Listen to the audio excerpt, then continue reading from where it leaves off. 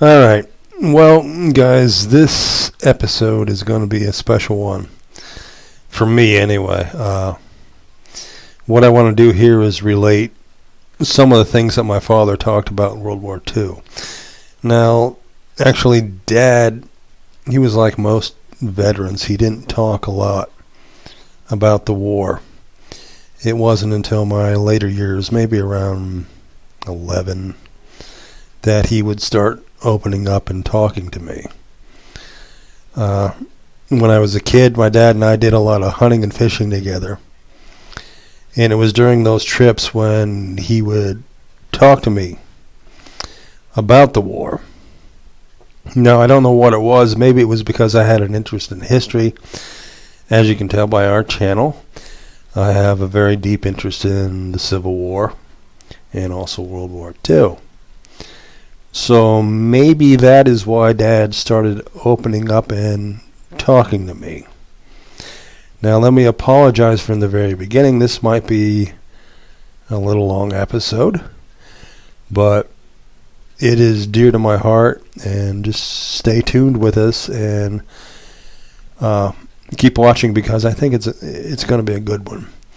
These are some of the stories that I've never really shared before. Some things I have shared with my sons, and others I've spoken publicly about my dad's experiences, but some of the stuff I've never told that Dad told me. But anyway, getting back to the hunting and fishing stories. When we used to go hunt and fish, and Dad would give me bits and pieces of stuff that he experienced in the war. And when I was in college in Bloomsburg University, my senior year, I had, in order to get my BA in history, I had to write a paper on something historical, and I chose my dad's war experiences. So what I'm about to tell you is all of those stories Dad told wrapped up into one big story. And I've done the fact-finding and all that and the research and glued them together. And I'm not going to bore you because, I'm going to do some talking here. But we do have some interviews and some other stuff that is going to break some of the boredom other than looking at my ugly face. Anyway, who was my father?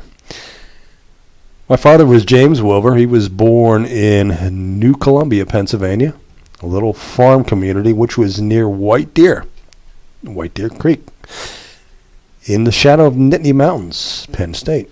Go Penn State. Anyway,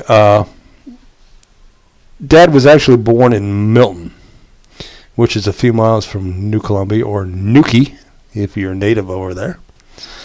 And my grandfather was a machinist, and he had several kids, and the only way to get these kids, maybe a better way to say it is just to corral these kids, because Grandfather Wilbur had 8, I think, if I do my math right. I'm not good in math. I'm a historian, God's sakes. Anyway, the line of birth, which was my dad's brothers and sisters, would be my Aunt Helen May, my Uncle Bill, my Uncle Dick, then my dad, Uncle Alfred, and then it would be Aunt Joanne, Uncle Donald, and Aunt Faye. If I'm wrong in that order, my relatives will tell me. But anyway, so he's got a slew of kids. What's he going to do? He moves from the little town of Milton, buys a farm out in Nuki, New Columbia, near White Deer. So Dad was raised on a farm. And I can remember stories as a kid. Dad telling me about Betsy the cow and Buster and Babe the horses, how he would have to get up in the morning, go out and check his traps and stuff like that, and walk to school. Yes, kids back then, they didn't have a school bus. They didn't have cell phones. He went to a one-room schoolhouse. But actually, I do have a picture. It is a picture taken back on the farm, and it is of my dad and my Uncle Donald And I think it might be Buster and Babe, the horses. My Uncle Donald is sitting on one of them, and my dad is holding the reins. So if I can get my editor-producer, my son Timothy, he will show you that picture right now. And here it is.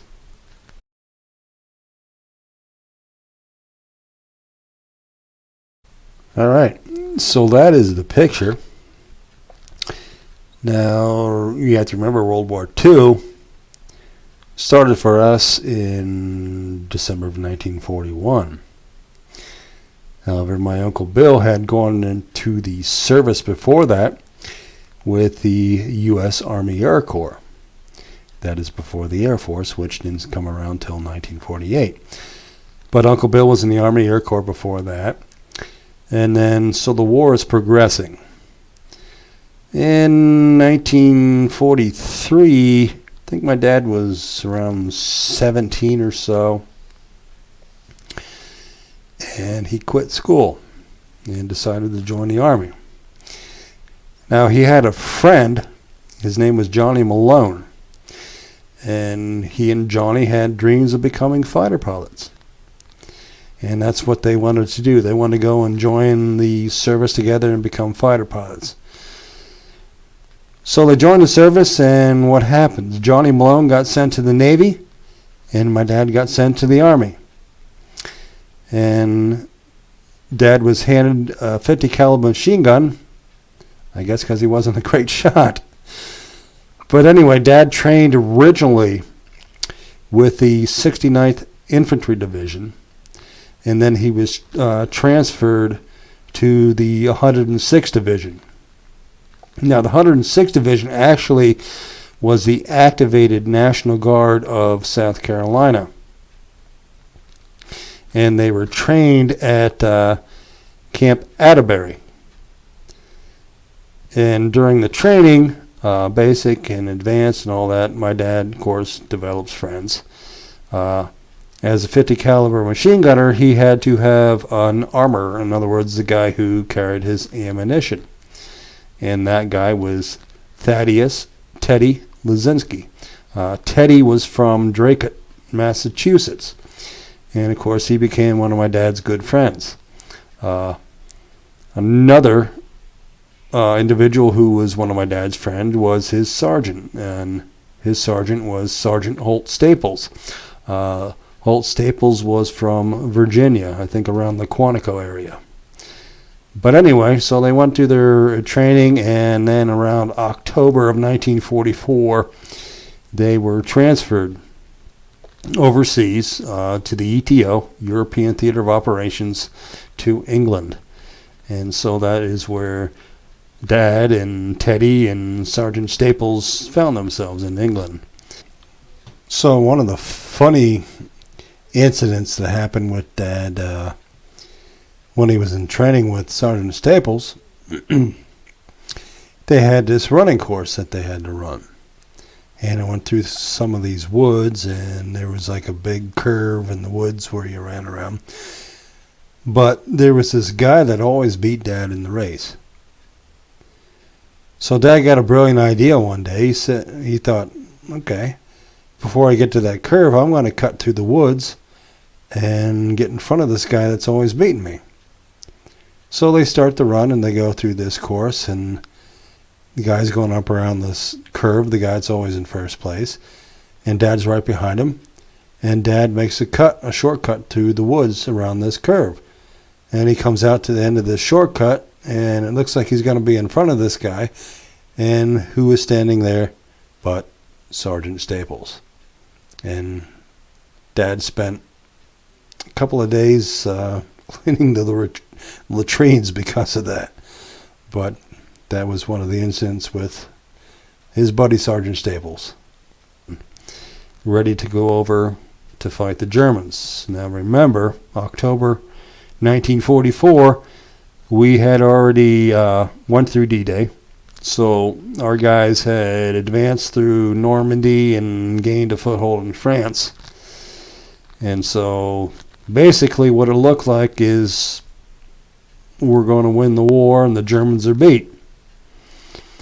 So one of the incidents that happened to Dad and Teddy and them when they were over there in England, by this time my dad was made a corporal. It's not going to last very long. It was a cold night in October in England, and so some of the squad decided to get a brilliant idea and build a fence, or build a fire. So how do you build a fire? You need wood. So what do? They go to a farmer's fence, they break it down, and they build a fire. Well, the farmer sees his fence is broken. And what happens? He goes to the CO, the commanding officer of that squad. And he wants to know, who broke my fence. So the CO went to the squad and inquired about who broke the fence. Well, the guys, they're not going to rat on each other. So nobody said anything. So what the CO did is he broke everybody a rank. So my dad goes back to being a PFC. Anyway, in terms of a 50 cal, what did it look like in World War II? Well, we're going to show you a picture here, if my son Timothy can bring it up.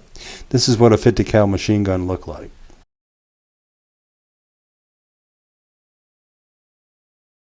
Now, my dad's job as a 50 cal machine gunner was to protect some anti-tank gunners. See, Dad was with the 106th Division, 422nd Infantry, 3rd Battalion Anti-Tank Company. So anti-tank is exactly what it says. It's anti-tank. So Timothy's going to bring up a picture of a 57 millimeter gun right now. And this is what it looked like.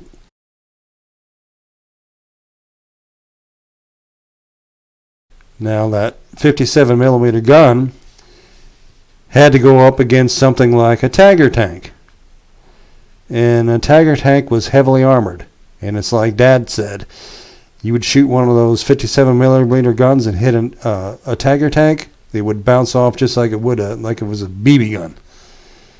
And so here's a picture of what a Tiger tank looked like.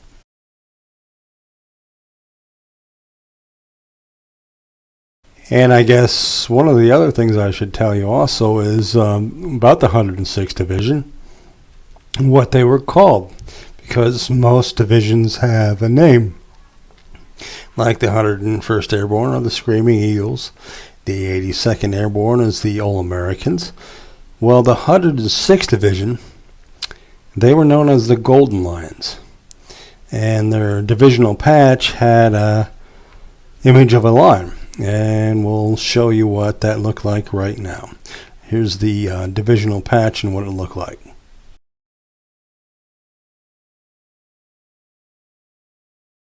So the guys are moving up through France. We gained a foothold. Not much was going on because the Luftwaffe, the German Air Force, had pretty much been put out of commission. They still had a little bit of fight, but not much.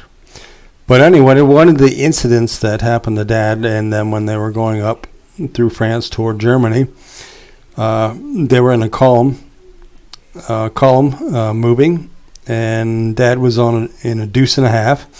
Deuce and a half is basically a 2.5 ton truck. Deuce and a half. And on this deuce and a half, there was a ring mount where my father had the 50 cal machine gun. Anyway, so they're in the column moving, and all of a sudden 2 Me-109s fly over. Me-109 were German fighter planes. So everybody jumps off the truck and goes into a ditch, and my dad's still up on the truck at the ring mountain with the 50 cal. And he starts shooting at these Me-109s. And Sergeant Staples was in the ditch, and he goes, "Jim, what in the hell are you doing?" And Dad just says, "I'm shooting at Germans." But that was one of the incidences moving up through France into toward Germany. So they get to the line near Luxembourg in Belgium. And it's December 1944. American intelligence is saying that The Germans are beat. They have no fight in them. The Germans are done. It's just a matter of time before the war is over. In fact, you know what? You guys are going to be home by Christmas. Right. Our intelligence.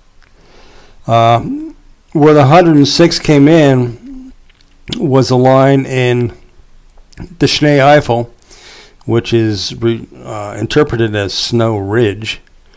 They moved in position. They relieved the veterans' 2nd Division.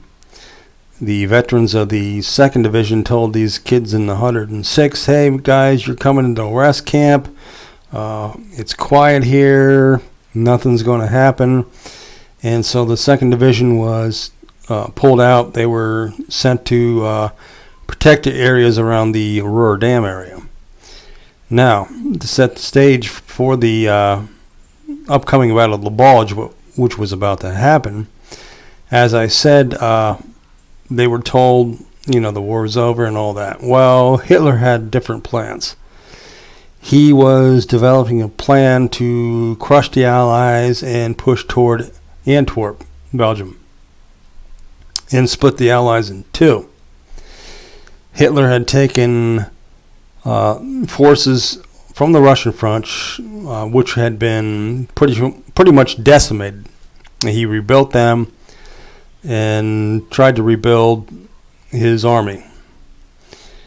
So what happened with that, Hitler came up with this plan for the Battle of the Bulge, and it was called the Wacht am Rhein, which means watch on the Rhine. And that was his plan, to split the Allies with Wacht am Rhein. He consulted with meteorologists and everybody, and the meteorologists predicted what the weather would be and when he could attack. So Hitler chose December the 16th, 1944. So the 106th Division was moved into the Schnee Eifel, which is near a town called St. Vith. Now, if you watch the Band of Brothers, the miniseries, the 101st Airborne, they were at Bastogne. And Bastogne is just south of where St. Vith is. St. Vith was also held by the 82nd Airborne Division. And it was about, I think, 25-mile front that our guys had. And most of them didn't have winter uniforms. They still had their summer uniforms. And as Dad told me, there was about a foot of snow on the ground, and it was cold, and it was just a bad situation. In fact, the guys of the 106 jokingly started referring to themselves as the hungry and sick instead of the 106th.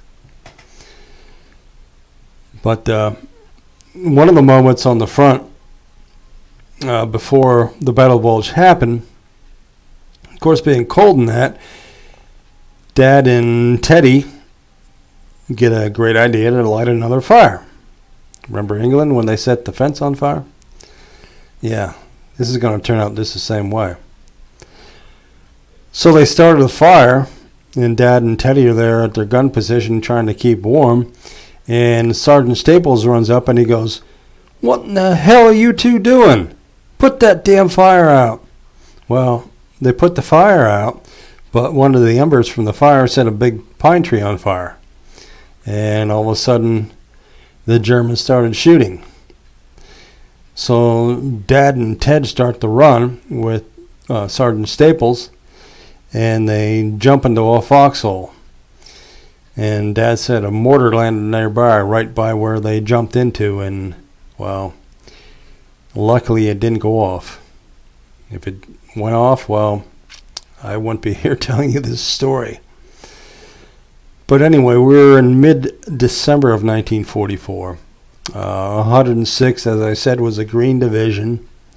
They were new, and scouting parties have reported that they had heard noises that they thought the Germans were moving in. And they reported that back to headquarters, back to General Middleton and them. that the Germans were on the move, and we can hear them and that stuff. And what was reported back to the 106th Division is, hey, you guys are green, you're rookies, you don't know what you're talking about, just go back to sleep. We knew they were building up for something big from patrols, and we could see from outposts. Well, the Germans were trying to open up another front. They were trying to penetrate the front lines that the American, British, and Canadians had formed. He caught the Americans all by surprise, even though there were indications that they were building up on that side. Hitler had decided that he was going to make one great push, and Hitler had gathered together all different troops to come up through the Oregon forest and attacked, to cut through to get to Antwerp, to cut off our supply lines. He would encircle us, catch our supply route there at Antwerp, and divide the English and the Americans so that he could settle independent treaties with both England and France. He thought he had that in the bag. A lot of our armies were depleted due to losses and everything, and some of them were kind of weak along that front, and it was fairly easy for the Germans to make big advances right at the beginning. The objective of the Germans was to drive to Antwerp and capture the port of Antwerp and everything, and cut off the troops that were north of that. And so they attacked on December 16th, and they called it the Battle of the Bulge because until this attack, the line was fairly straight. And where the Germans attacked, it made a bulge in the front lines. So they call it the Battle of the Bulge because we were trying to get the bulge flattened out. Now remember, the Bulge started on the 16th of December. The Bulge started, and that was the Ardennes offensive. The actual name of it is the Battle of the Ardennes because of the area. Why it was called the Battle of the Bulge is because the Germans pushed the Americans back. This was their last push to try to whip us. The Battle of the Bulge was strictly Adolf Hitler's idea. It was not the generals. They were opposed to it. He thought that he could attack through that Ardennes area, which they had attacked in World War I and World War II, and separate the Americans and the British. Then he could sue for a separate peace because he knew that Roosevelt and Churchill had already made an agreement, no half peace all the way. And get to Antwerp, which was the big port, and all the supplies and ammunition and food was coming through Antwerp. He wanted to capture that. That was the main attack. The subsidiary attack was around by Bastogne. That was really to protect the flank of the main attack. The main attack was going this way, and this was to protect their flank at Bastogne. It was cold as hell, and we lost a lot of men before we got there. A lot of guys. I've seen more dead than you can count on. It was cold, bitter cold, the coldest winter in 50 years. The worst winter in the history of Europe for many years. And it snow and cold, sub-zero sometimes. I don't know which was worse, the enemy or the cold. The biggest enemy is the cold weather. I've had my sock frozen in my feet and frozen in my ice in my boots and things like that. And when you get wet, you can't dry them. You can tell when you just look at your feet or your hands, they turn black. The cold caused about as many casualties as the fighting did. Frozen feet. There were times when we were moving at night when ice would freeze on your face. We'd be marching along, scraping ice off of us. The temperatures are 10, 15 below zero, and the clothing and equipment, they're too much to be confronted with, while the Germans are there with 5 divisions slaughtering you. So the casualties were terrible for both sides. Very, very bad. Conditions were bad. It was. Well, on the morning of December the 16th, 1944, those rookies were right. On that morning, my dad and Teddy were in their gun position, and the Germans opened up with artillery. 5:30 a.m. on the morning of December the 16th, 1944, Germans opened up with artillery, and then was followed by an infantry and a tank attack.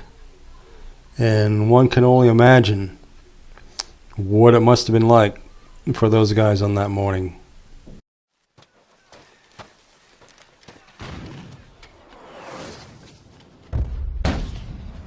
Incoming! Take cover! Take cover! Take cover! Go on! Find some cover! Find some cover and find a foxhole! Come on, take cover! Take cover!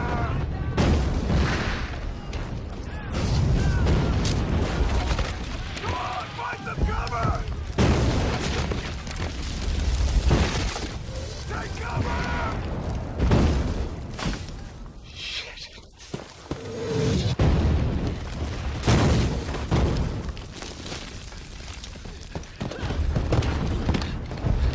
Come on, find some cover! Find some cover!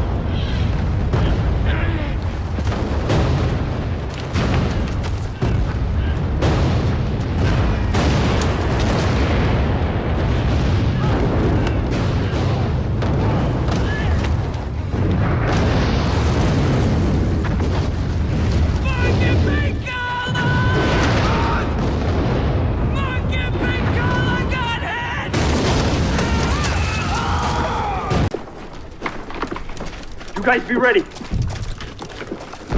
Sir, Doc, we're running low on plasma. We could use some little more morphine. We'll get what we can. You find a hole. We're gonna be busy soon. Sorry. Shut up. What's happening, Rock? Keep your head down, Chief. Servers are ready to push. Rifle on the grenade. Get down. Get ready. When we left for Bastogne, we were short of equipment. We didn't have enough ammunition. We didn't have enough warm clothes. But we had confidence that our higher military authorities would get to us whatever we needed. And there was a ridge with a tree line. We were dug in on that ridge. Germans knew right where we were, and they really gave us a shellacking. Well, like in Bastogne, we're down to one round per man there for a while. There's this fog was in, they couldn't resupply us. Every time they tried to drop supplies into us, they missed us and dropped them to the Germans. One of the guys got hit in the arm with a piece of shrapnel, took his arm off above the elbow. And they were taking him out. He said, "Get my wristwatch off of my arm." And then a medic came along, and I think he really saved my life because he stuck a syringe in a key position, morphine. Even today, a real cold night, we go to bed, and my wife will tell you that first thing I'll say is, "I'm glad I'm not in Bastogne." Now, as that last guy was saying about not glad he wasn't in Bastogne, I can remember as a kid back home in Pennsylvania, on a snowy night in December, it'd be snowing outside. My dad would look out the window and he would say, "It's just like the Ardennes." Another thing too, I remember my dad saying that was that every time that he laid his head down at night and went to sleep, he would have dreams of being there. He said it was just like being there all over again. Another thing too that really stuck with me that Dad said, he said, "Tim, you don't know what it's like to see your buddy laying there in the snow with his guts blown out, crying for his mother, and all you can do is just stand there and watch him die. He said there were a lot of guys like that. They would get hit, and the very first thing that they would call out for would be their mother. Mom, help me. Please help me. I don't want to die. I can remember my dad telling me stories about that. But anyway, the Battle of the Bulge was a complete surprise to us. Well, it shouldn't have been a surprise because our patrols reported back and said that the Germans were moving, but they chose not to believe it. They said the Germans didn't have any fight. Now, for the 106th at St. Vite, their one flank was held by the 99th Division, and the other flank was held by the 28th Division. And when the Germans launched their attack, they broke through those flanks, and they surrounded the 106th in like a pincer movement. So now the 106th is completely surrounded, and they have very little ammunition, and they called back for help, reinforcements, anything. That's another thing my dad told me. If you ever watch a World War II movie and you hear a radio man and he'll call Baker, Baker, Baker, Baker, that's a distress call. But anyway, the 106 was able to radio back to the headquarters and request, assistance. And they were told that the 7th Armored was on its way. They were going to come up and help them. However, in the attack, when the Germans surrounded the 106th, the roads became clogged with all kinds of military vehicles, civilians, etc., plus the Germans, and the 7th Armored couldn't reach them. And if you remember, I told you about before the battle, Hitler had consulted his meteorologists, and he purposely chose that December day because the weather was supposed to be bad, and it was. They were socked in. There was fog. Our Army Air Corps, our Air Force, couldn't fly. Of course, by that time, our Army Air Corps had air superiority, but when it's cloudy in that, you can't fly VFR, and you can't fly instruments in that kind of weather either. So it was pretty much a helpless situation for the 106th. They were able to hold out for about 3 days, and ammunition was running low. Some guys had no ammunition at all. Now, the commander of the 422nd Regiment of the 106th, which was my dad's commander, Colonel George Deschanel, called a council of war with his junior officers as to get some input of what they should do. And some guys suggested they try and make a breakthrough. They really didn't know what to do. And they asked Deschanel what he was going to do. He goes, I'm going to surrender. And this is related in John Toland's book. And there's some merit to it because my dad can attest to it from what he encountered with Colonel Deschanel. That'll come a little bit later on when I tell you this. But anyway, Deschanel said he was going to surrender. And one of his junior officers said, Jesus Christ, Desch, you can't do that. You can't surrender. And Deschanel looked at him and he said, what in the hell else can I do? I just want to get as many of these boys back home as I possibly can. And they said Deschanel just sat down and just started to cry. Now, it was around that time when a Jeep came riding up to my dad's gun position. And it was Colonel Deschanel and his driver. And he walked up to my dad and he asked Dad, he said, son, how much ammunition do you have? And Dad said, about 2 belts for the 50 cal. I have about 2 belts left. He said, okay, son. He says, here's what we're going to do. We're going to try and make a breakthrough and get back to our lines. And what I need you to do is to provide cover fire. Do you understand me? And Dad said, yes, sir, I understand you. And Dad said he could see that Deschanel had been crying. So Dad said that Deschanel got back in his Jeep and Teddy left, so Dad was all alone now.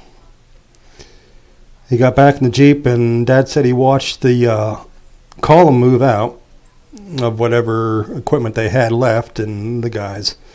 And he said that in the road down to his right, there was this big curve. And in the curve, right at the curve, was a big barn. And Dad said that he watched this convoy go, and right as soon as that last vehicle of ours got around that corner, he said that barn just exploded. So it must have taken a direct hit from a German 88. So anyway, Dad was there all by himself. And it was a few minutes later, there was a little field out in front, and then there was some woods behind. And German infantry started to come across that field. And Dad opened fire on them.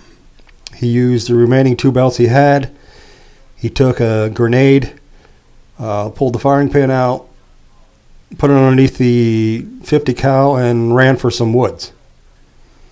And at the same time, the Germans saw him and started shooting. And Dad said he ran and ran and ran, and finally got deep into these woods, and he felt that he was far enough away, and he said he just collapsed down beneath a tree. So Dad was sitting there for a little while, and he started to feel pain in his left leg. And he reached down with his hand and to his leg, and he pulled his hand up, and his hand was full of blood. So one of the Germans must have hit him when he was running. But anyway, Dad stayed there for a little while, and it was quiet, and it was getting dark.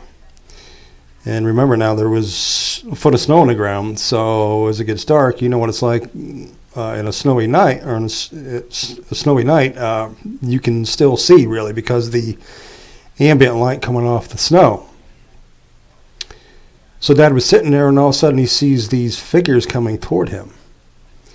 And he could see off the reflection of the snow on the silhouettes that they were American helmets. So he took a chance, and he walked out, and he yelled, "GIs!" He said they just stopped. And he put his hands out, and he walked out, and it was an American lieutenant, corporal, and a couple of PFCs, and there was about 5 of them. And some of them still had their M1s, carbine. Dad, the only thing Dad had was his .45, and that was it. And they had little to no ammunition. So in the cover of darkness, these guys kept walking, which they thought was going toward our lines. And then in the morning, at dawn, they came across a little ridge. And they went to go across this ridge. Well, it was occupied by German SS. And the Germans opened fire, and there was a guy that was standing, one of the PFCs was standing to the left of my dad. And Dad said that he just let out a groan and just fell to the ground, and he was dead. And that is how my father was captured. He was captured by the German SS. Now, there's one thing you have to understand about the SS. When you talk about World War II, people think, oh, the Germans are a bunch of Nazis. Well, no, that's not true. The average German soldier in the army was part of the Wehrmacht. They had nothing. They weren't Nazis. They were just common soldiers. The SS, on the other hand, were, well, Hitler's pets. They were the ones who did the killings of the Jews and people who they thought were inferior. They were basically killers. And before the Battle of the Bulge, Hitler had issued orders to the SS that they were to take no prisoners. Act brutally, don't take prisoners, kill them. Well, Dad and them didn't know that at the time, and luckily these SS troops didn't do that to them. But there was a place during the Battle of the Bulge where unarmed American prisoners were rounded up in a field, and they were machine gunned. The commander of that SS unit was Joachim Peiper, and he rounded up these guys. Most of them, I think, were from the 585th Field Artillery, and there were other medics and some other people that they captured, but Peiper rounded these guys up in a field, and he basically machine gunned these unarmed American soldiers. Now, Piper survived the war, and he was put on trial for that massacre. And later on, he moved to France, and somehow in 1976, his house mysteriously burned down. Well, Piper, karma's a bitch. Gotcha. But where these unarmed American prisoners were machine gunned was near Malmedy, and it's become known as the Malmedy Massacre.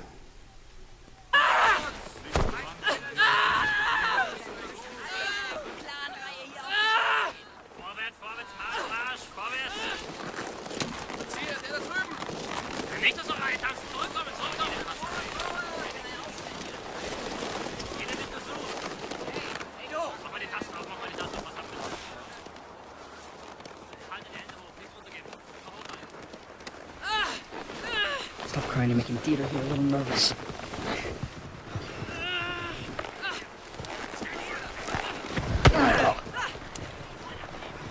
I need that. Okay, okay.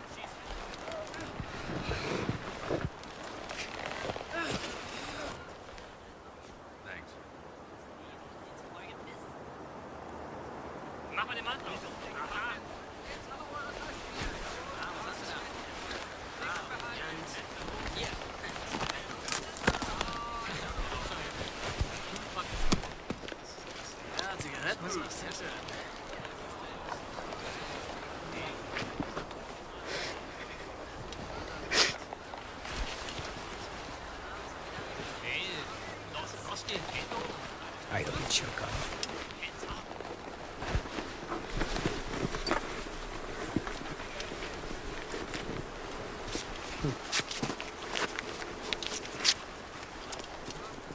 Was ist denn das dann, hm? Lemon powder.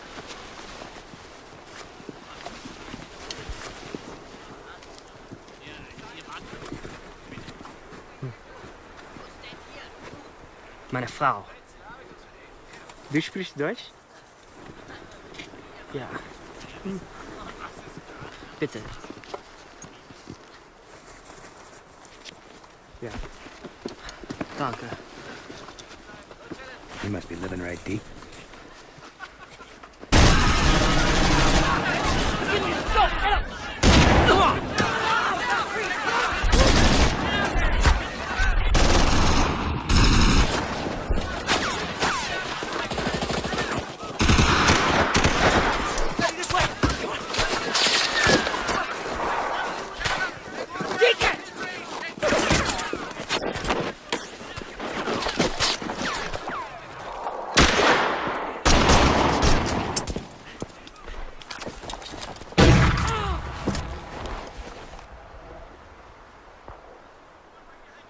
Out!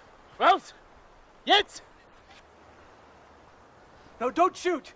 Night shooting! Night shooting! Schießen, die stellen sich manchmal tot. Ist klar.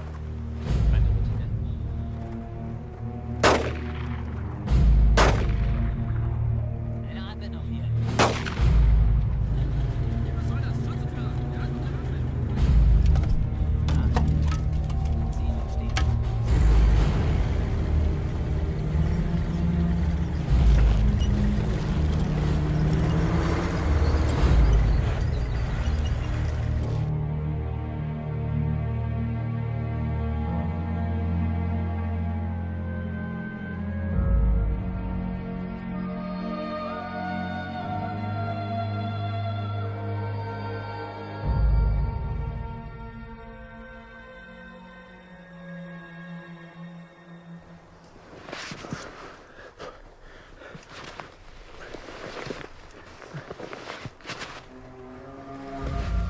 My name is Theodore James Paluch, 285th Field Artillery Observation Battalion. So we went to Malmedy. There was one got sick on one of the trucks, and the other truck, there was buddies in there, so both trucks stopped and for medical attention. The rest of the outfit went through.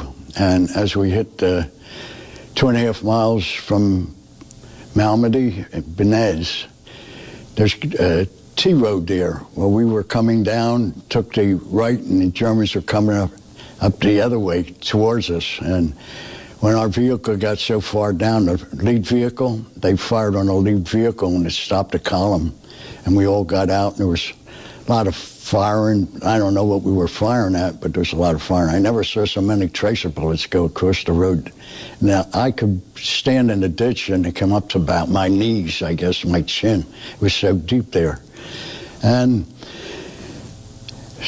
the ones with in the lead convoy there, they could get in the woods. The Germans weren't up there as yet. Then they had a tank with a couple of SS troopers behind come down and put the gun down in the valley. All we had was carbines. We were observing battery. And we took prisoners, and we went up to the crossroads here. They searched us, took cigarettes, had a pair of socks, watch, anything of value they took. By the way, I did get paid for some of that. We made a list of what we lost and got paid for that. From there, they put us in a field, and then every tank and half track that came around, I think there was something 96 of them, came around, fired into the group, and laid there, I guess, for a couple hours. And it was getting dark. It was starting to get dark, and someone hollered, "Let's go." I got up and start running down the little dirt road there, and that was their front line. And German SS trooper came out, took a couple shots at me, and I dove into there was a break in the hedgerow. I dove into that, and he came up and looked at me. He didn't come in, he just looked the outside and went back. He could have shot me then if he wanted to, right in the back. And I laid there and watched them come out and pump water. They didn't have no running water on the inside and getting it through the pump. So I laid there for a little while, and I noticed there was a little break, a little, I guess, hill right behind me there, and I just rolled to the hill. And I start walking, I came up to a crossroad, or railroad tracks, and I followed that. I figured that'd be the best thing. So then I met up with a fellow from our outfit, and then a guy from the 2nd Division, I think his name was Anderson, and another fellow, I don't know what outfit he was from. And I saw guys come in with both arms, both legs, shot across the stomach, and blood just coming out of his mouth like a spigot. And he left the next day. His name was Cobbler. Yeah. I saw his, when I was over there in 96, I saw his burial place over there. What were you thinking when you were in the field? Trying to get away. Yeah, that's all you were thinking about, is which way to go and how to get away. I think to get away, you didn't even notice it was cold. It was cold, and you didn't even notice that. You didn't, nothing. Just the idea of getting away. And I guess I was praying too, because I could hear other people praying too. But just getting away, what direction to go, and things of that nature. While we were there, laying in the ground, that was their front line, and that's where they had stationed in that bar or house there, whatever it was. And they came around, anyone that was moaning, they shot. And there was proof of that afterwards, too. The shells were found there. Yeah, I just laid still. That's all I could do. And I guess he didn't notice, that's all. What did you do after the war? Got drunk every night for about 4 or 5 months, I guess. Then went back to work.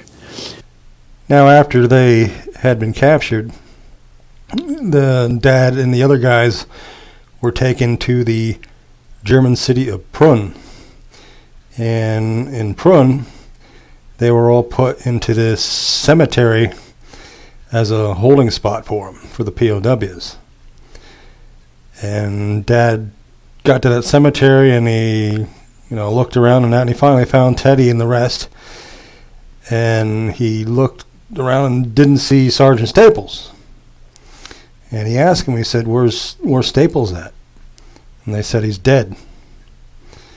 he had been killed. So from there, the Germans took the guys and they loaded them onto boxcars on a railroad. And these boxcars are known as the 40 and 8. And the reason they were called the 40 and 8 was because you could put either 40 men inside one or 8 horses. And so they got put in these boxcars and the train started moving. And Dad said you can tell that there had been horses or some kind of animals in there because there was manure all over the floor. And he said a lot of these guys, including himself, had been wounded. And as the train rocked about and went down the rails, some of that manure would get in the guys' wounds. And he said a lot of the guys were crying out in pain because, you know, of the urine and the acids and stuff that would get into their wounds. But anyhow, they finally got to this one train siding, one train stop, and the train just stopped, and all the German guards jumped off.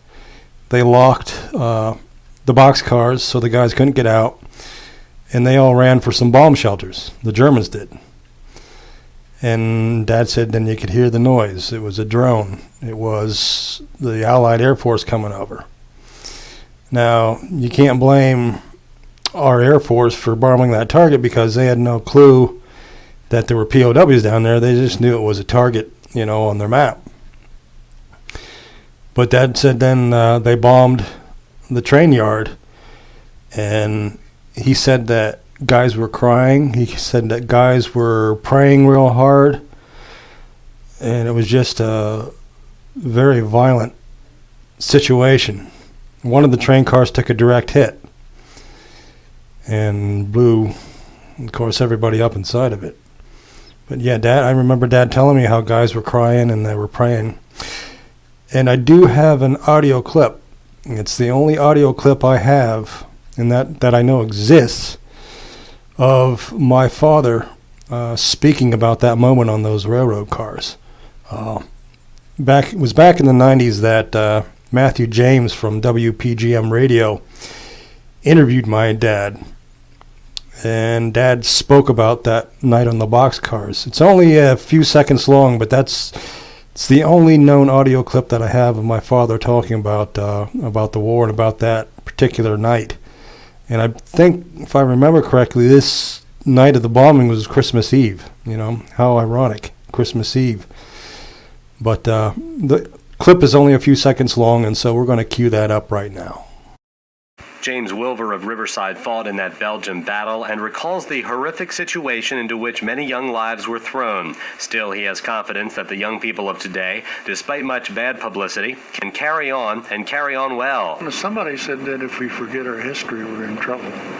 I know the younger generation they talk about, but I have a lot of confidence because there's so many young kids that are good. Wilver was taken prisoner by the Germans during that battle and says he will never forget an incident on the prison train en route to the camp. The first time I ever heard 40 men pray as loud as they could. I'm Matthew James reporting. So after the incident with the train, after some time, they were transferred to another train. And they were taken deeper into Germany to the town of Torgau, which is on the Elbe River. And the Stalag in which Dad and the others were taken to was Stalag 4D. Now, I know a lot of people like Hogan's Heroes. I like Hogan's Heroes. I mean, I think it was funny. But my dad, he could never watch Hogan's Heroes. One thing he said the Germans weren't that stupid. But they were taken to Torgau, to Stalag 4D.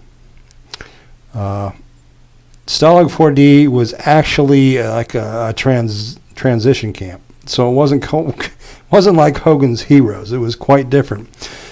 Basically, at Stalag 4D, the guys were forced to do forced labor along with other people that the Germans had captured. They were forced to make bricks in a brick factory. Now, we do have a picture of the commandant, German commandant, of Stalag 4D, we have a picture of what his headquarters look like. So we'll bring you up with that picture right now.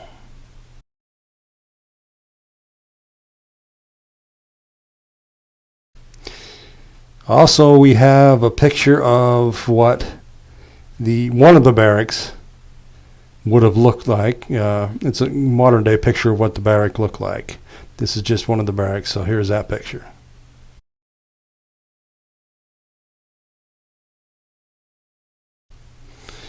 And there's also some modern day pictures of what the interior of the barracks look like. And we'll bring them up now too.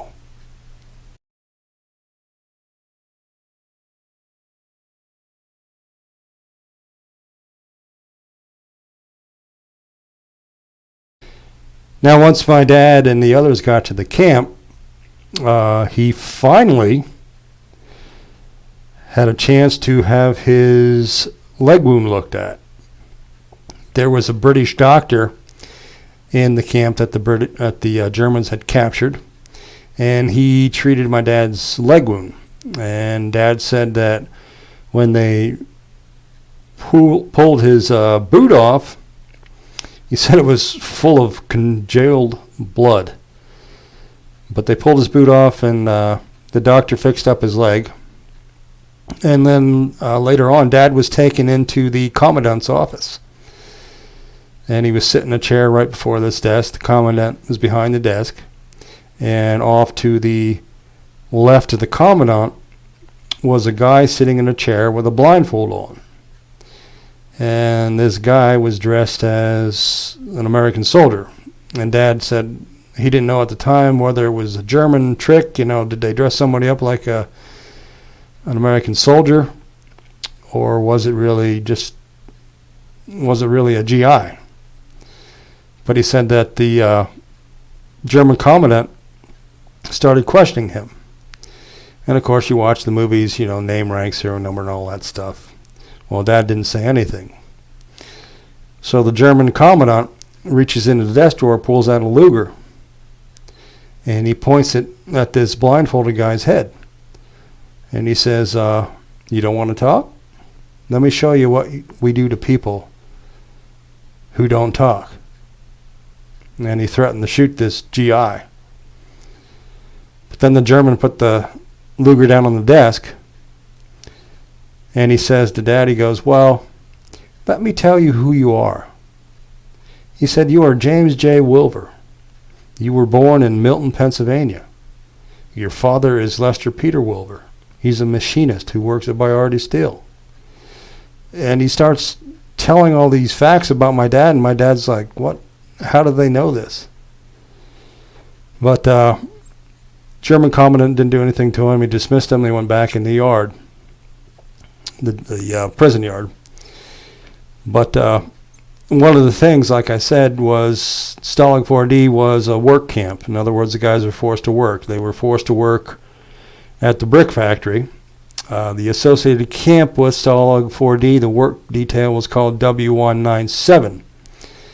And we do have a picture of what that brick factory looked like. It's a modern day picture, so we'll bring that picture up right now too.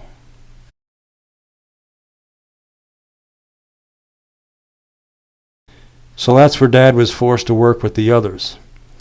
Now, even though they're prisoners of war, similar to Hogan's Heroes, they kept the war going behind German lines. One of the things that the guys would do is when they made these bricks, they would stack the bricks up so that when they were done, all the bricks would fall and smash.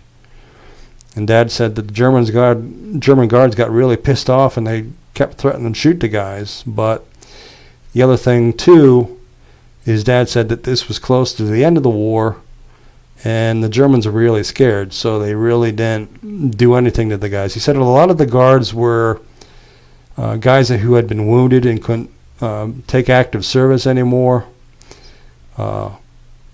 They were their guards. A lot of the Germans that were wounded on the Russian front were their guards.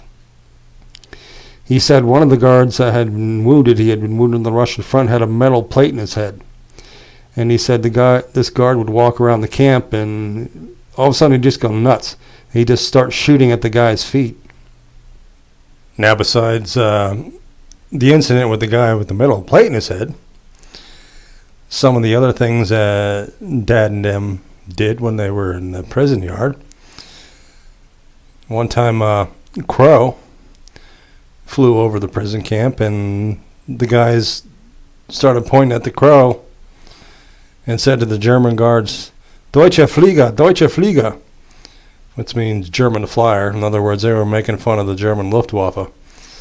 And there was another point where the guards threatened to shoot him because they were making fun of the German Luftwaffe. Another thing, too, I guess I should tell you that the kind of food that they got. Dad said that they got a lot of turnips and like a weak soup with turnips. And when I was a kid, my dad would never eat a turnip. My mom made turnips one time, and my dad would not eat it. He would never eat a turnip. He would never touch a turnip. Another incident that happened in the prison yard. There was a guy, his last name was Hollis, and Dad couldn't remember what his first name was, but Dad said this guy was really tall. He was a big guy. But anyway, there were Hitler Youth that would come just about every morning, and they would come to the gate, the fence, and just stand there and stare at the prisoners. Well, one time Hollis was hiding behind one of the barracks, and when the Hitler Youth came to the fence, he would jump out from behind the barracks and run toward the fence screaming real loud. And Dad said the Hitler Youth just got white in the face and they just ran, and they never came back after that. Another incident, too, was with my dad's friend, Dick Telfer. Dick, whose nickname was Deacon, they were working outside the brick factory one day, and there was a conveyor belt. And a load of stuff came down the conveyor belt, and it hit one of the guys and knocked him down, and Deacon went over to help this guy. Well, German guards ran over, and they hit Deacon in the back with the butt of the rifle. And they threatened anybody that would go over and help them that they were going to shoot him. And Deacon Telfer, he had problems after the war because of this. I mean, it was something that really incapacitated him for a while. And he asked my dad later on after the war, after they got out of the prison camp, to come to the VA and be his witness as to this incident. And Dad said, sure. So Dad, testified to help his buddy Deacon get some assistance because of his injuries, and the VA told him his injuries were not war-related. Go figure. That's how the VA helps our veterans. Now, some of the things that the guys would do in order to take their minds off their situation and their bad food and that, Dad said that they would play a game. And it would be like Dad would ask Teddy, he goes, hey, Teddy, what are you having for supper tonight? And Teddy would say, medium rare steak with mashed potatoes and sauteed onions. Hey, Deacon, what are you having for supper? Spaghetti and meatballs and garlic bread. And they would just do stuff like that to take their mind off the whole thing. Another thing, one time they had a contest. And the contest was to name all the Hershey chocolate bars. Now, my dad, being from Pennsylvania, he won the contest because he could name all the chocolate bars. Another thing, too, there was a German who came in from the town of Torgau, and he would ride his bike in, and he would park his bike next to the guardhouse. And he was a barber, and he'd come in every so often and cut some of the guards' hair. So one day this barber comes in riding his bike, parks his bike by the guardhouse, goes in and starts cutting the guard's hair. Dad looks around and there's nobody looking. And as he said, you're taught to, first thing as a POW, to escape. So Dad jumps on this bike and he rides it down the road. And it's like he told me, he said, I don't know what the hell I was thinking because I'm in a uniform. I can't speak German.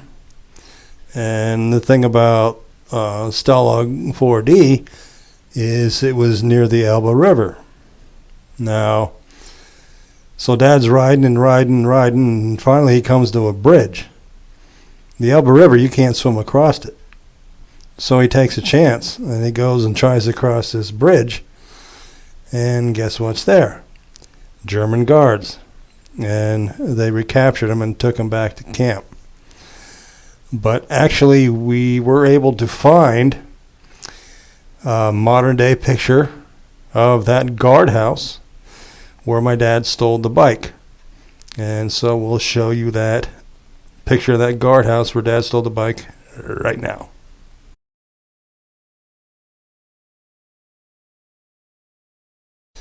And also we found a wartime picture of what the bridge looked like where my dad was recaptured at.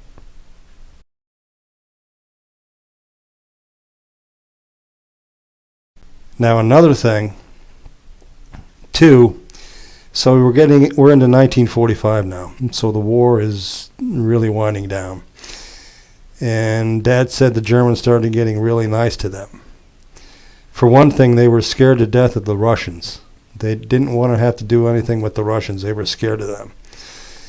And they really had no respect for the British. And there were some British POWs at this camp. But they liked the Americans. And they felt that the Americans would give them, good terms of peace. So Dad said one day they were in their barracks, and one of the German guards came in, and he had tears in his eyes. And he said, "Guys, I have bad news for you.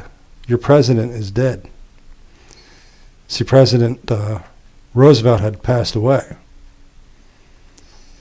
And it made him sad because, like I said, they were scared of the Russians and they thought President Roosevelt would give them the best peace. So now they're stuck with, who's going to be the new president and what's going to happen to us.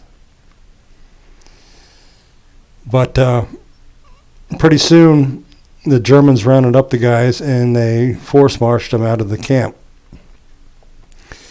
And they would march one way, and word would come around that the Russians were near. And so they would march the opposite direction. Then they'd hear again, the Russians are near, and then they'd march in another direction. Well, finally they came to a farm for the night, and the German guards had the prisoners, stretch out around the farmyard and that. And my dad and them found some space inside the barn. And he said that when they woke up the next morning, the Germans were gone. And he said, next thing you know, here comes a column of American troops. And a Jeep rode up to them. And one of the guys got out and said, the war's over. And this guy also told him, he said, we know what you guys have been through. And we've captured some Germans over here. And whatever you want us to do with them, we'll do. I mean, if you want us to shoot them, we'll shoot them. If you want us to let them go, we'll let them go. And Dad said, the guys just said, let them go. The war's over. We just want to go the hell home. So from there, Dad and the rest were taken to a Luftwaffe base at Halle, Germany. And when they were at Halle, Dad got some souvenirs and stuff, which I still have. Maybe that'll be on the next episode. I can show you some of those souvenirs. But anyway, he said they were they're at this Luftwaffe base, and all of a sudden they saw this thing fly over, and they're like, what the hell is that? And it circled the airport, came in and landed. Well, it was an Me-262, which is a German jet. So this Me-262 taxied up, and Dad said this guy got out, this German pilot got out, immaculately dressed, beautiful dress uniform. So he gets out, next thing you know, he reaches in the back. He takes his wife's hand, and his wife gets out of this plane. Next thing you know, a child gets out of the plane. So he had his wife and his child, and they came over to surrender to us.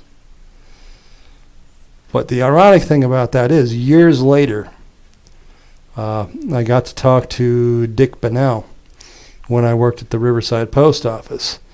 And Dick was an Army Air Force veteran, Army Air Corps veteran. And he came in one day and we got talking about stuff, and he talked about Holly Air Base.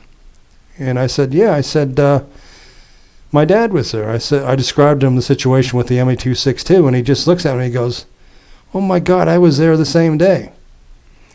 So that was kind of ironic with that, and Dick Bennell and my dad being at the same place at that time.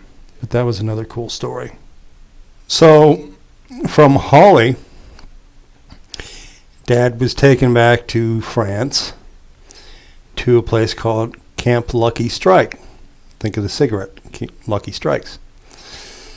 But anyway, when he was there, he was interviewed by a WAC. Now, WAC is a female officer.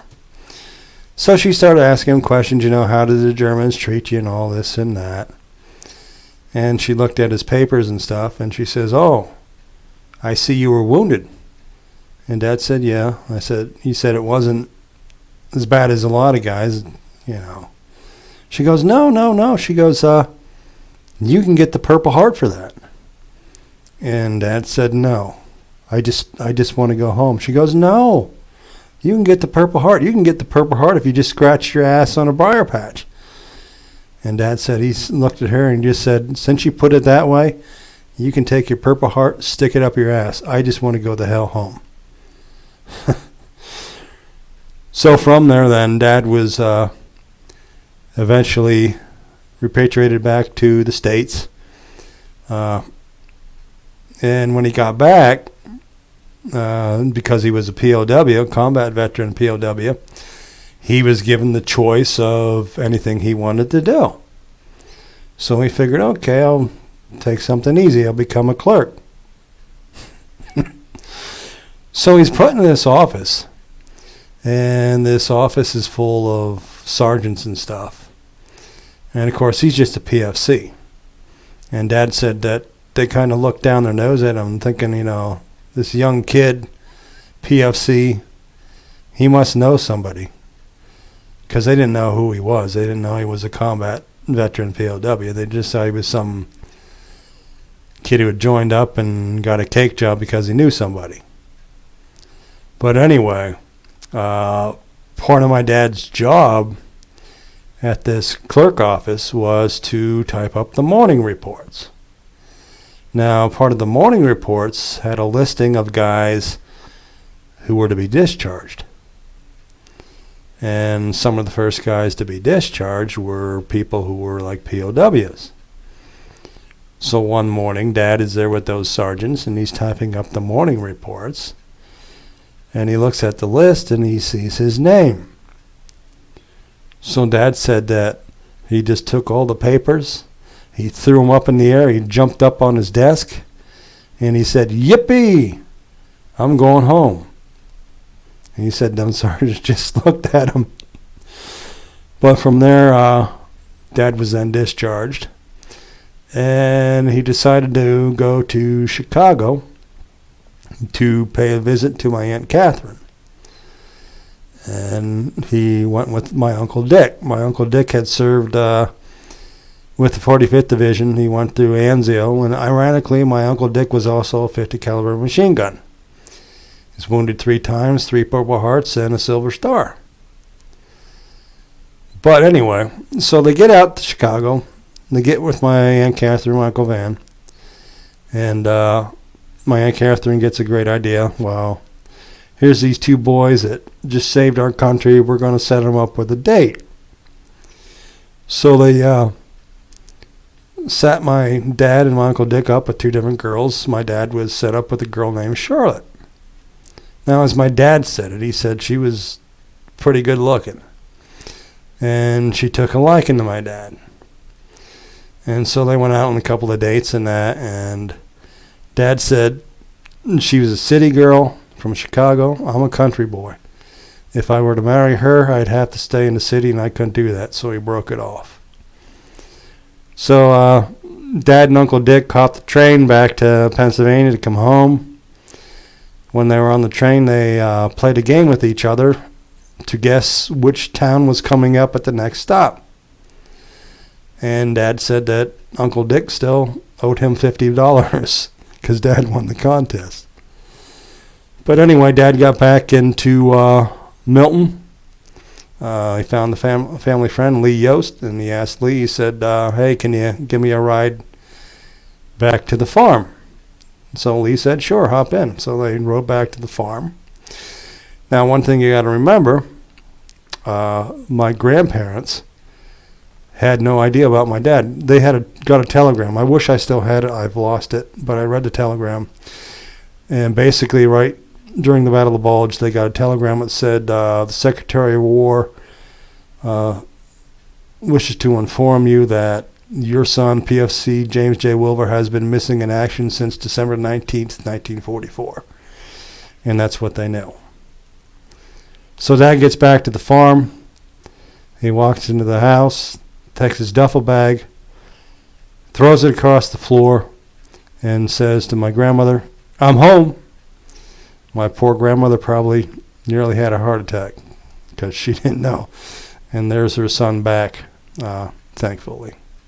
So Dad came back, not to any parades or pop and circumstance. He just came back and found work. Took some courses through the GI Bill at Bucknell University and became a chemist. He and his friends used to go to square dances, and then at the one square dance, he met some girl from Danville named Millie.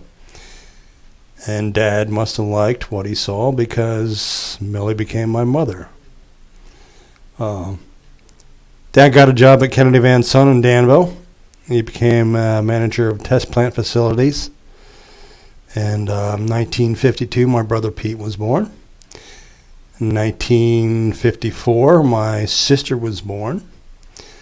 However, in the early 1960s, my sister started to get sick. And she was diagnosed with leukemia.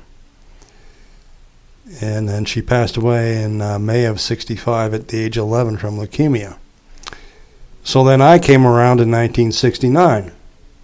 As the doctor told my parents, I was the dividend or the miracle baby. Because my parents were 40 years old when they had me.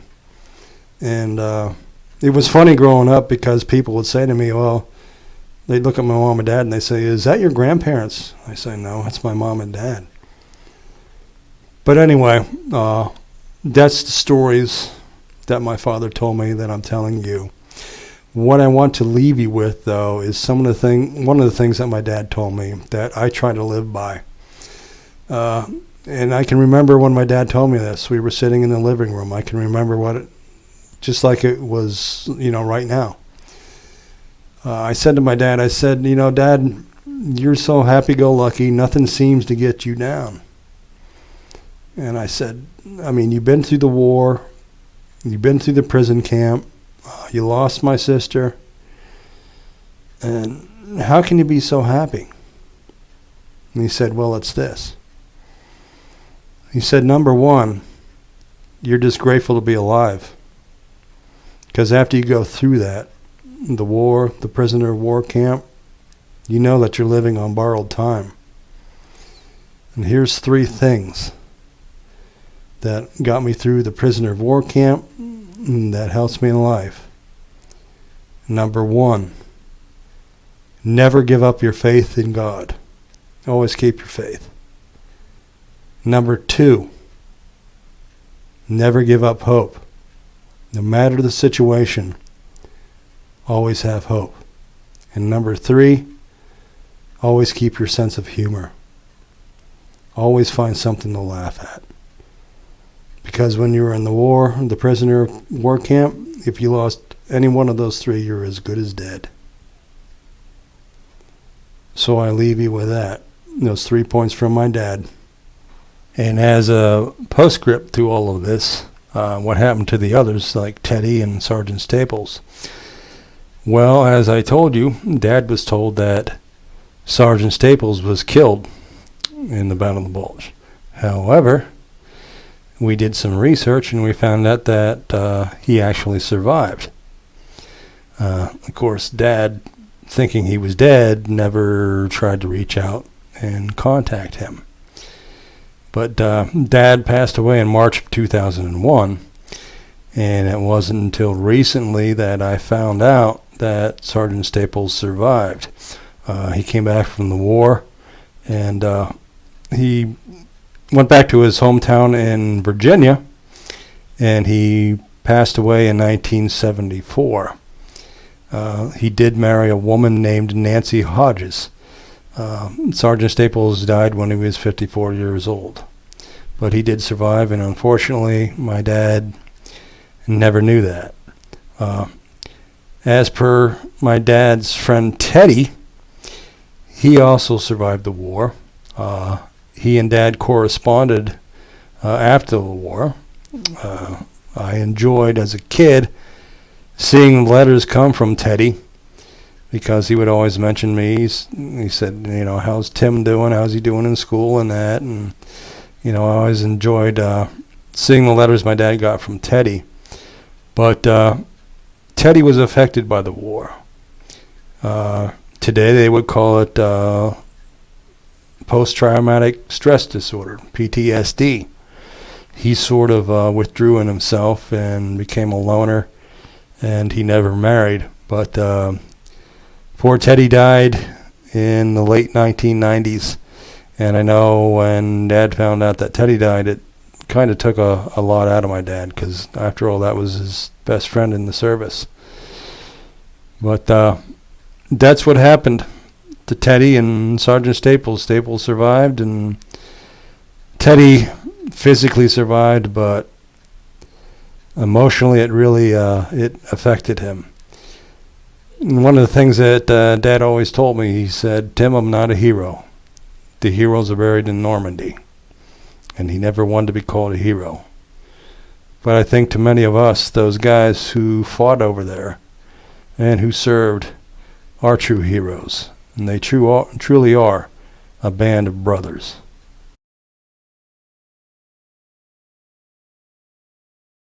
We knew that we could depend on each other. And so we were a close-knit group. Just brave, so brave is unbelievable. And I don't know anybody that I admire more than Bill Garnier and Joe Toy, and they were very, very special. I'm just one part of the big war, that's all. One little part. And I'm proud to be a part of it. Sometimes it makes me cry. The real men, the real heroes, are the fellows that are still buried over there and those that come home to be buried. Seemed like you thought that you could do just about anything. And after the war was over and you came back out, why, you lost a lot of that. Or at least I did. I lost all that confidence. We was hoping to stay alive, that's all. Yeah. Mm-hmm. Henry V was talking to his men. He said, "From this day to the ending of the world, we in it shall be remembered. We lucky few, we band of brothers. For he who today sheds his blood with me shall be my brother." Do you remember the letter that Mike Ranney wrote me? You do. Do you remember how he ended it? I cherish the memories of a question my grandson asked me the other day when he said, "Grandpa, were you a hero in the war?" Grandpa said no.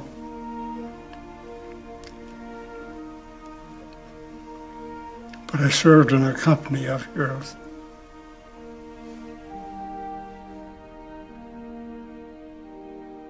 When I came home, and when we'd take a town, and the first thing we'd do is raise the flag. And it made me feel very happy that I was part of that flag. And it stuck up for me, and I'd stick up for it again. You know, I praise the Lord when I see the flag flying. I'm very mindful of the colors of freedom, of the blood of the service people, and of the sacrifice of mankind. It's our symbol of freedom. And wherever it flies, that's it. I love the flag. I hope you teach these kids what this flag means. There's so many people died for this flag. It means the love of country and everything that I hold dear about this country. It is a sacred piece of cloth. And when I see it trampled on or thrown on the ground or burned by some idiot, I become very angry. And these people that burn the flags in this country should be kicked in the butt, set out of the country. They're desecrating our flag for which so many died. So many died. It means our country and all of its history. I think of the soldiers at Valley Forge, particularly about that because they went through some of the similar things that we went through in that hard winter. I think about all the progress that have been made through the years in our country as people, pioneers, moved westward, crossed the mountains to get to the West Coast. That banner, that star-spangled banner, is not an abstract thing that we just fly without thinking. It's a symbol of all the bravery that has occurred in supporting and leading our country and making it what it is. Well, you go to my house and we fly the American flag. Have for years. When it gets a little discolored, I put a new one up. So I'm pretty proud that I'm here, that I can hoist another flag up when it's needed. Yeah, it's something that I'm proud of. And I think every true American should be proud of. He flew the flag each Memorial Day for Lloyd and others, he would say, but for himself too, as he had served. After all these years, very few observed. On his long street, only one flag flew, just his one red, white, and blue. War again is hell, and freedom isn't free. You don't realize, you don't appreciate something until you lose it. And if they were to lose their freedom, they've lost everything. They've lost everything. The people born here don't know what freedom is because they've already had it. They take it for granted now. It's always been here. We've always been free. We're going to always be free. Freedom is not cheap. We fought for freedom. World War I was fought for freedom. Vietnam, Korea. Today, I think, in Afghanistan and Iraq, we're fighting for our freedom. In my own regiment, we had over 300 killed and 12 or 1,300 wounded. And all those men paid a price to keep us free. Sure, it's important because if you want the freedom that we have in this country, you got to fight for it. You got to fight. Otherwise, you're going to be no good. This country will be nothing. You like this country, you like your freedom, you got to fight for it. No matter what the expense, you got to fight for freedom and keep it. You can't put a price on freedom. You have to feel it. I would rather die than lose freedom. I'd rather not, you know, and I'm a firm believer in living because I'm planning on hitting the hundreds one of these days. It's very costly. And if you're prepared, you can avoid some of that cost. There's nothing free about freedom. We fought for it throughout our history, and we're free because we have one of the greatest armies in the world, the greatest military in the world, and that's what's kept us free, I believe.